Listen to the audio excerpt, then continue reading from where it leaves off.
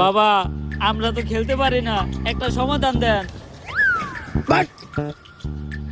এই নে জিনসিন গাছের গুড়া, খেলা শুরু হওয়ার 40 মিনিট আগে খাবি, সব সমস্যার সমাধান। আরে বাবা আমরা ক্রিকেট খেলতে না পারার কথা কইতাছি।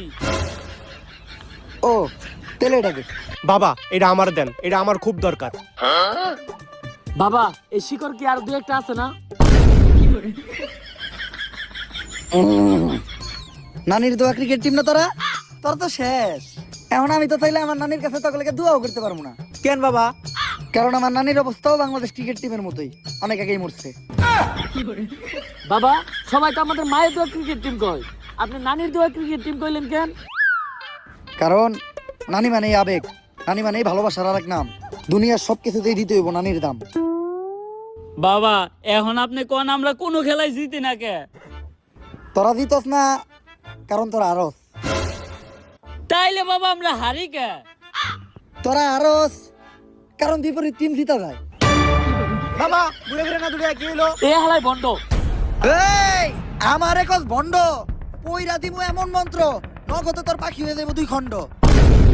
বাবা মাপ। বাবা রাগ করেন না, খেলতে পারার কোনো একটা সমাধান দেন।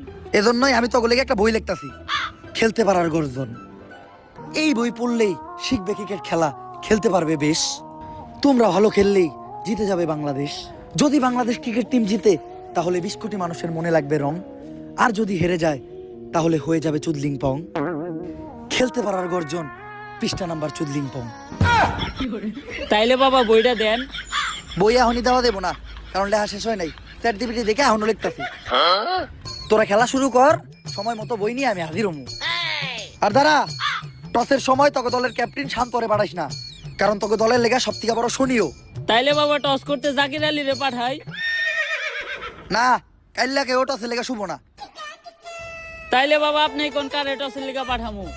যে খায় ভাত তারই বালাত, বাচ্চা মিমরে পাঠা।